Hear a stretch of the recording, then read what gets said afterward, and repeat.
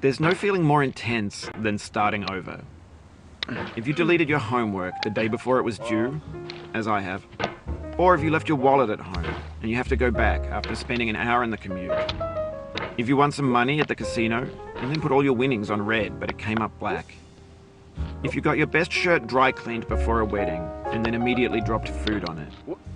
If you won an argument with a friend and then later discovered that they just returned to their original view. Starting over is harder than starting up. If you're not ready for that, like if you've already had a bad day, then what you're about to go through might be too much. Feel free to go away and come back. I'll be here. Alright, thanks for coming with me on this trip. I'll understand if you have to take a break at any point. Just find a safe place to stop and quit the game. And don't worry, I'll save your progress, always, even your mistakes. This game is a homage to a free game that came out in 2002, titled Sexy Hiking. The author of that game was Jazuo, a mysterious Czech designer who was known at the time as the father of B games. And B games are rough assemblages of found objects.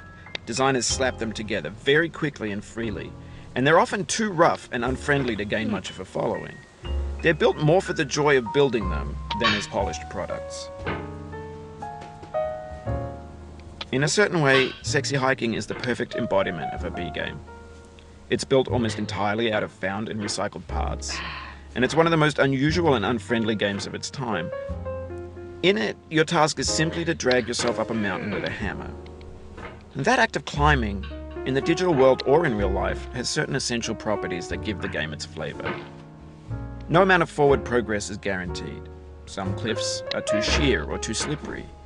And the player is constantly, unremittingly in danger of falling and losing everything.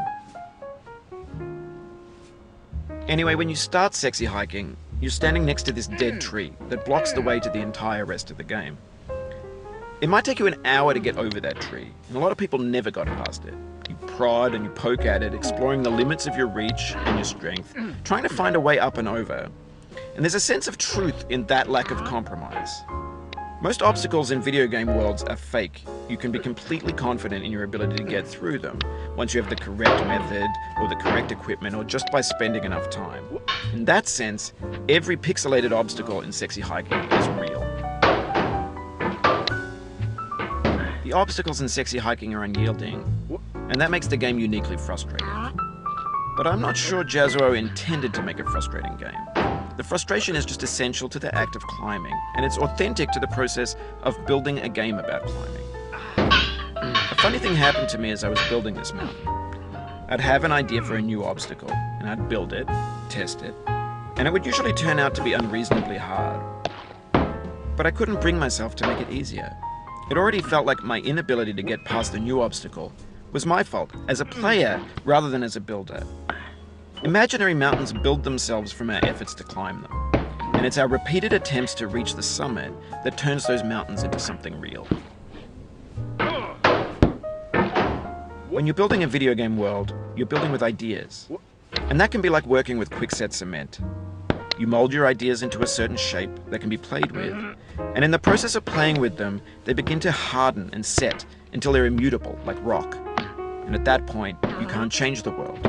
Not without breaking it into pieces and starting fresh with new ideas.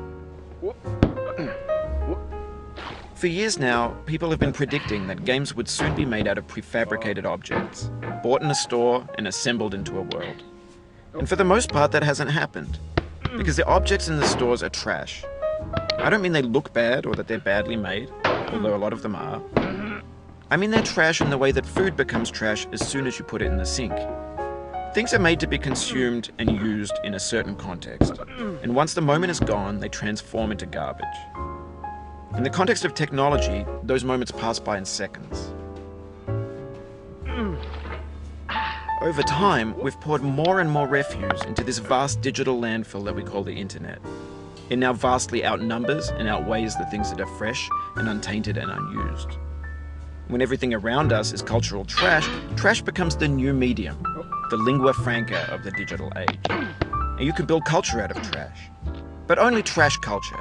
B games, B movies, B music, B philosophy.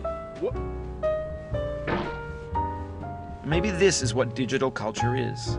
A monstrous mountain of trash, the ash heap of creativity's fountain. A landfill with everything we ever thought of in it. Grand, infinite, and unsorted. There's 3D models of breakfast, Gen X's fanfic novels, scan magazines, green screen Shia LaBeouf, banned snuff scenes on LiveLeak. Facebook's got lifelike bots with unbranded adverts and candid shots of Kanye and Taylor Swift mashups, car crash epic failed GIFs, Russian dashcam vids, discussions of McRibs, discarded, forgotten, unrecycled, muddled, rotten, untitled. Everything's fresh for about 6 seconds, until some newer thing beckons, and we hit refresh. And there's years of persevering, disappearing into the pile, out of style, out of sight.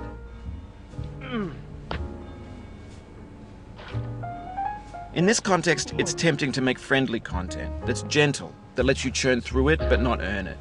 Why make something demanding if it just gets piled up in the landfill, filed in with the bland things? When games were new, they wanted a lot from you.